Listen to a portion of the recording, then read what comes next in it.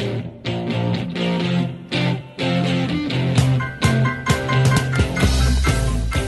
are back. I'm your host, Barry Waxler, here with the always bubbly and energetic Eve Nasby and the always incredible Urban Miaris.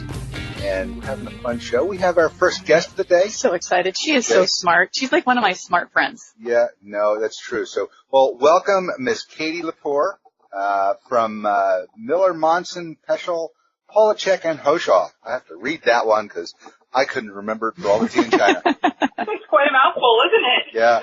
Yeah. How big is your business card? Hello. Thank you for having me on your show. Sure. Urban had the question for you. He said, how big is your business card with all those names on there? Oh, my gosh. You wouldn't believe it. We had to take out a second one now.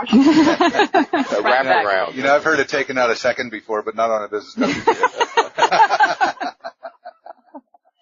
So. Yeah, we left a couple things off. I've got quite a background, but that's good because I'm passionate about what I do. Great.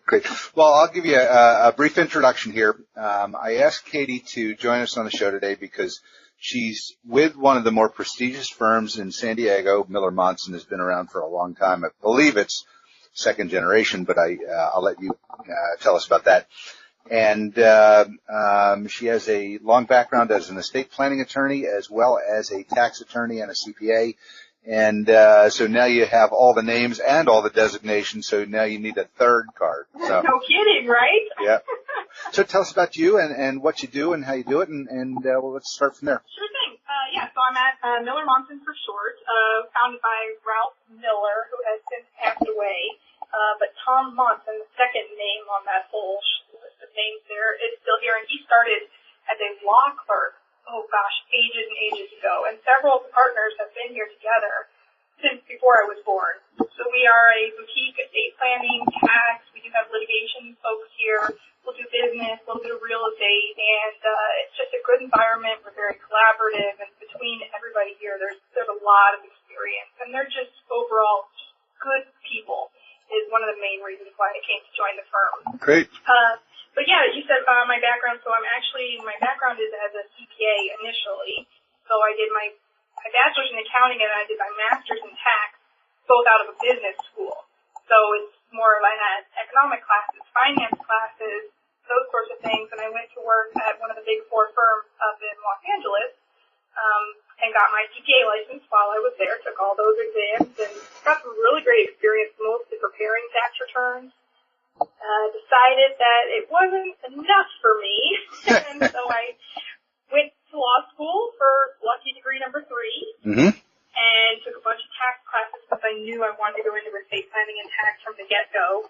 And since in law school you have to take contracts and torts and criminal law and all these sorts of things to be able to pass the bar exam, I went on and did a 4th degree. I did my LLM at Georgetown Law in D.C. Wow. In tax and estate planning, which is just a very specialized 1-year intensive study in a certain area of law.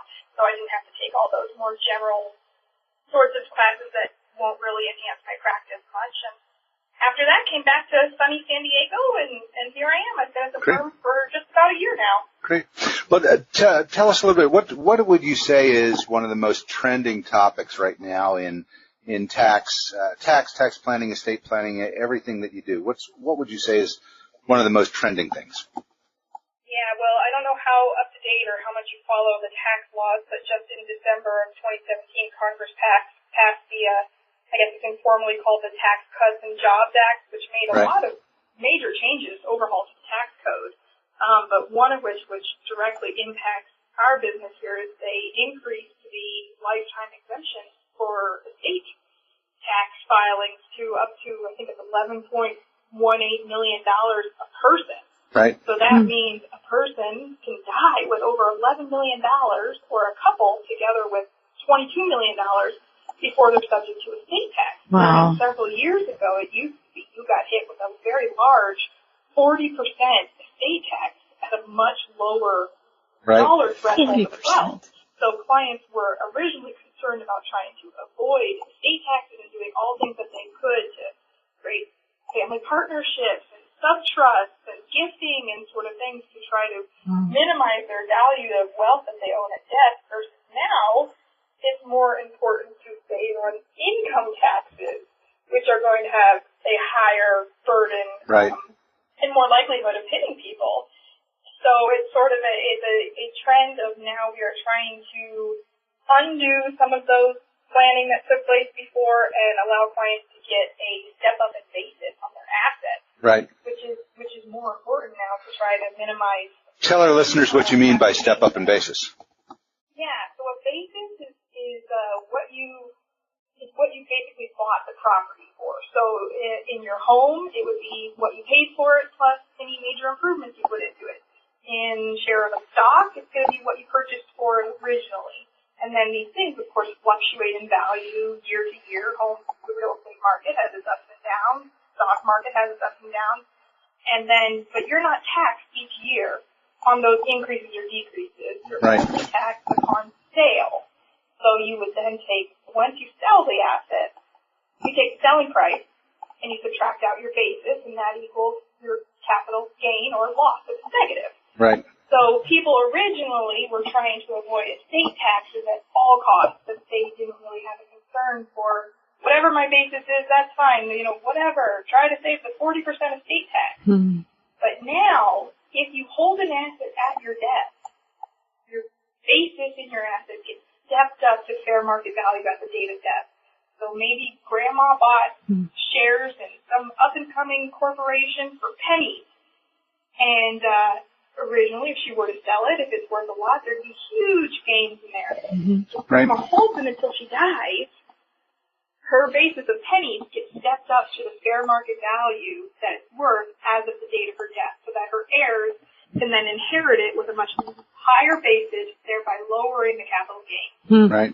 Upon eventual sale. So it's more of it's an income tax consideration versus if you gift a property, you take a carryover basis, it's called. So if grandma gifted you those shares while she was alive, the person she gives it to takes her basis, kind of steps into her shoes and gets pennies. So that is the sort of growing trend right now is trying to avoid that, trying to avoid property tax reassessment. A lot of people were putting assets into an entity to try to avoid estate taxes, but now it's more of a consideration of if the property is in an entity, it might get reassessed upon death of the owner versus if they hold it individually. Maybe there's some exclusion we can use to save it from property tax. So it's more of with the laws change, so do people's estate plans, and what was the right thing then might not be the right thing now, and these laws are in effect for, I think, the next 10 years. Right. That's great. Right. Yeah.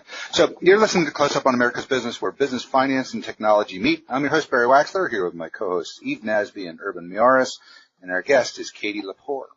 If you want to appear on our show, just email me at bwaxler@barrywaxler.com.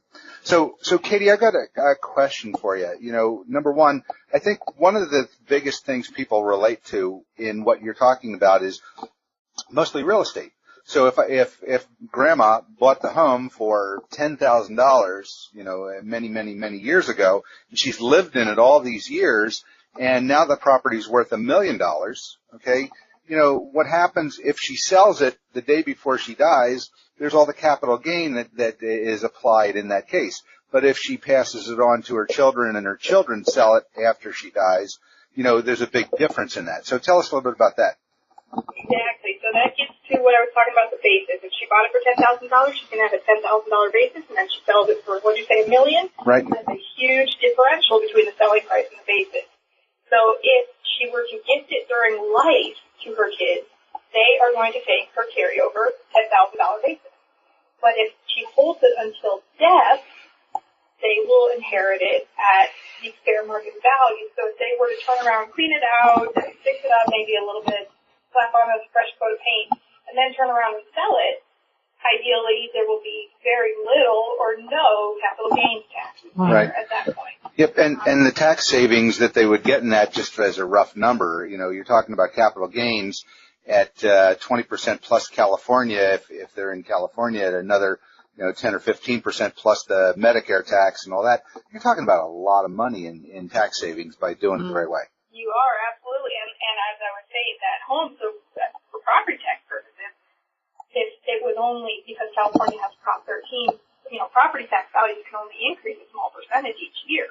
So if she bought it at $10,000, and maybe it's only gone up, and maybe for property tax purposes, it's only worth, I don't know, $500,000, say, but fair market value is $1 million. If she uses one of her exclusions, if she gives it to one of her children at her death, you can file a parent-child exclusion, and that means the person inherits it with grandma's basis for property tax purposes. So it does not get fully reassessed.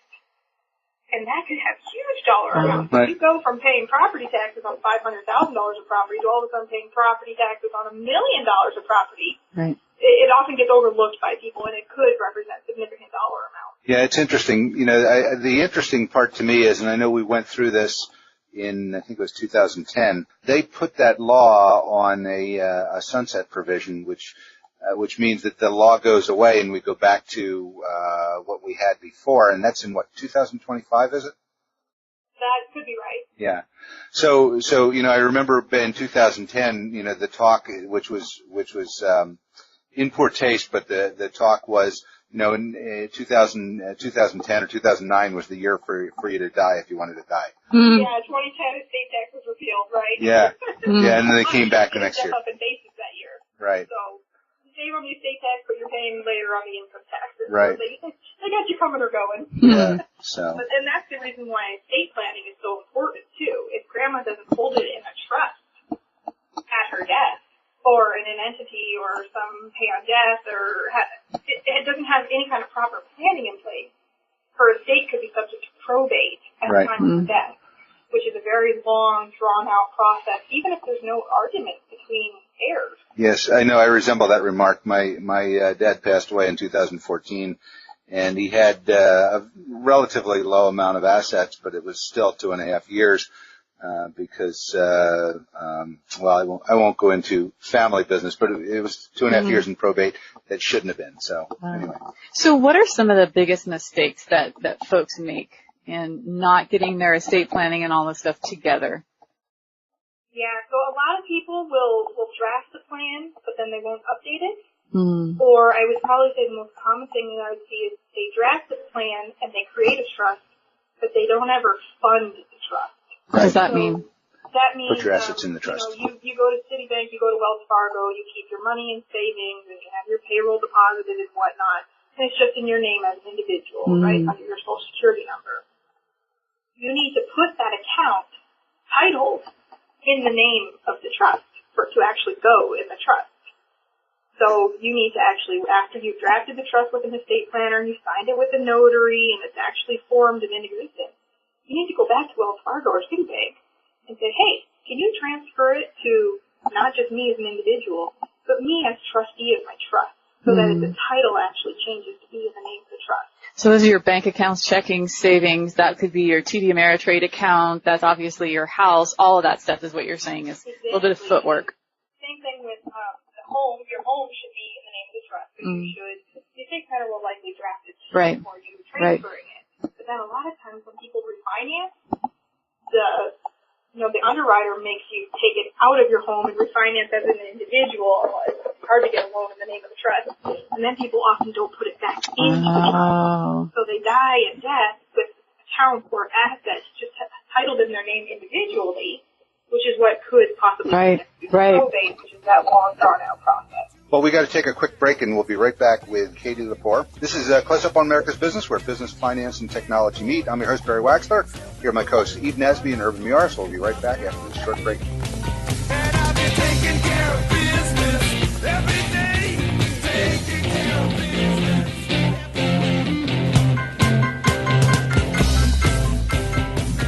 We are back. I'm here, Barry Waxler, here with my co-host Eve Nasby and Urban Muiris, and our guest is Katie Lepore from, I'm just going to do the short version, from the law firm of Miller Monson. That was easy. Chicken. Chicken. Okay. Well, Urban, I'd let you do it, but I forgot to ring it in Braille, okay? So anyway, Katie, tell our listeners real quick, how do they get in touch with you if they have some questions? Absolutely. I'm based out of downtown San Diego. You can look us up on our website. It's mmpth.com for Miller, Monson, Peshel, Polacek, and Hoshaw. And there you'll find my email address and a short biography of myself and my colleagues who also have some very incredible backgrounds and experiences as well.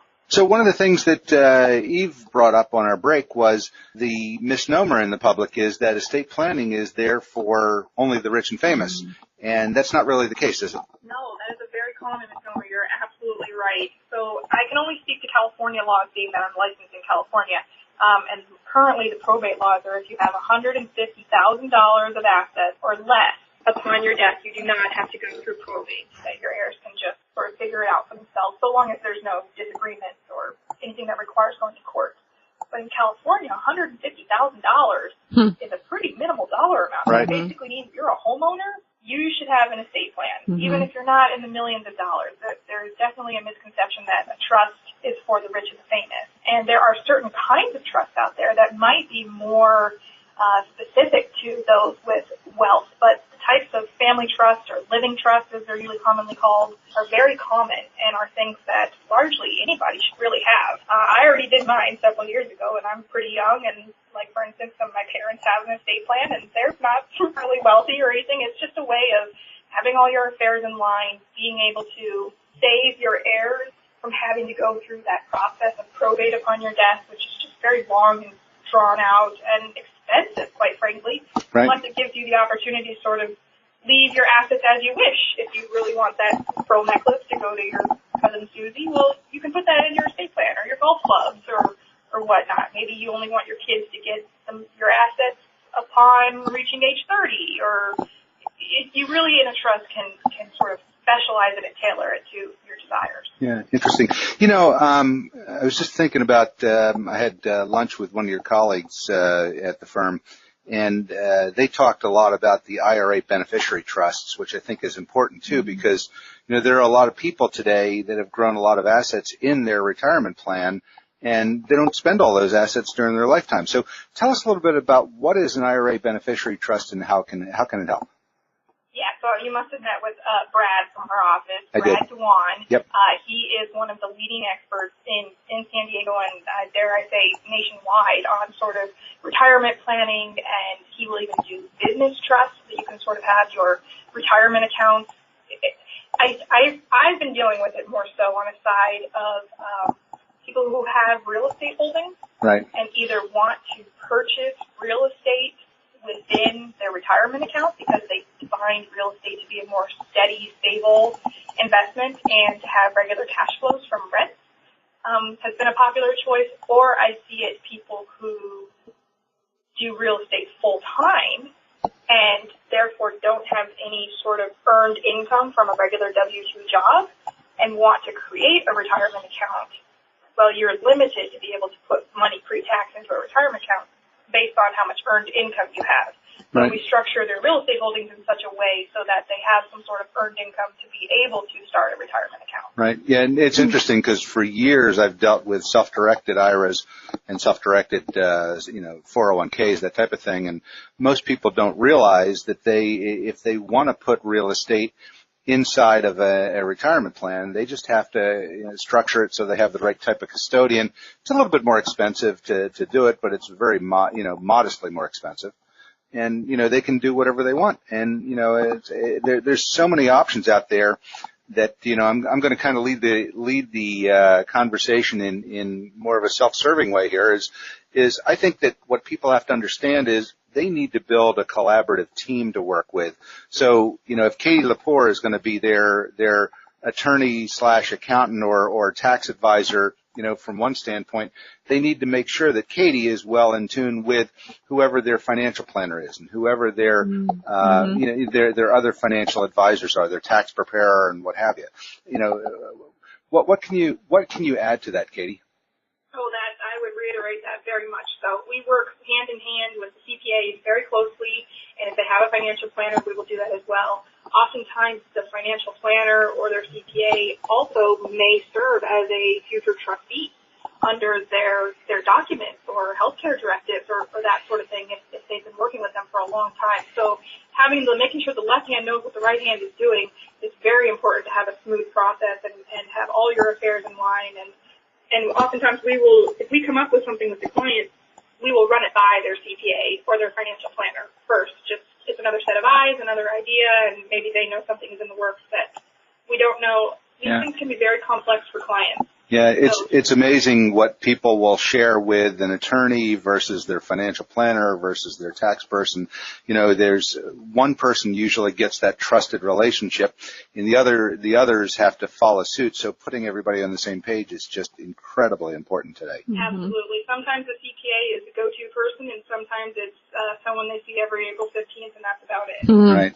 Right. So, Katie, give us a good story of how you were able to help an individual or a family in a time of crisis. Gosh, where do I start? I see a lot of different things. You'd be surprised what money does to people. No, I wouldn't. Tell me about it. That's for another time. All right. I would say one of the most interesting things I worked on here at the firm was sort of alongside what we had discussed. Grandma bought beachfront property in La Jolla, back in the dinosaur age, for pennies on the dollar. And now Grandma's in her 90s, and her kids are in her 70s, and her grands are in their 40s and 50s. And this property has skyrocketed in value. It is worth an enormous amount. So as we were saying, there's income tax issues, there's estate tax issues because she's from a wealthy estate, there's property tax issues, and then you also have sort of foresee. So Grandma did not want them to sell the house. She wants them to keep it in the family. She wants her grandkids to be able to come there, relax. She's got 10, 11 grandkids. So first of all, how does she hold it? How do you minimize tax consequences? And then how do you kind of come up with a structure so that all grandkids aren't fighting over who gets it on the 4th of July? Right. And so what we ended up doing, we tossed around a lot of ideas, but we ended up putting it in a trust. And then the provisions of the trust, we just made them very custom in laying out how do they decide who gets what week, when does the week start, can they rent it out? Wow. What if there's repairs that need to be done? How are you going to fund the property taxes and the ongoing maintenance? And is there going to be a cash reserve? What if one of them needs money? Can they buy out? Can they sell to another cousin? One of the cousins lives on the East Coast. Are they really ever going to use it? But Grandma wants everybody treated equally. And it was really a sort of test complex. of, can we predict the future? And can we account for all these sorts of things and have a governing document that really, so Grandma knows her wishes are going to be come true in the future. That's great. Yeah, that's fabulous. So, hey, Katie, I really appreciate you being with us. Again, tell our listeners one last time, how do they get in touch with you if they have any questions? Sure. Katie Lepore. You can reach me at mmph.com. That's Mary, Paul, Henry, or 619-239-7777. I got a last question for you, Katie. Can I ask her a question? Yes. So I see on your profile on your website that you enjoy attending baseball games and you aim to see a game at every Major League Baseball stadium. Have you achieved your goal yet? I think I've got 7 down. 7? A few more to go. It means that's about what are there, 30 teams out there? So. Yeah, 30 total. I've toured a couple more, but I was there in the off season, so it doesn't quite count. I'll have to get back to Wrigley in Philadelphia once it's an actual game. Yes. Okay. Take us with you. Well, if you go to Philadelphia, let me know. I'll give you the guided tour around the city. No, don't do it, because he's connected with mafioso back there. So go with me, Katie. I'll take you out. Thank you. Thank you. We just ended this show. You know that. Now, nothing else. So. As long as you can tell me where to go to good Philly cheesesteak, that's good with me. And the pretzels. Yep. The pretzels, and you can go to the oldest restaurant in the country called the City Tavern right down there in Old City. Yep. And it's a restaurant that all the dignitaries back in the 1700s used to go to. My goodness. Washington, Jefferson. I'll give you a call then, Barry. Yep, she's a U.S. history buff too, so cool. You're going to be in your element. Yeah, you will. So, hey, thanks for being with us, Katie.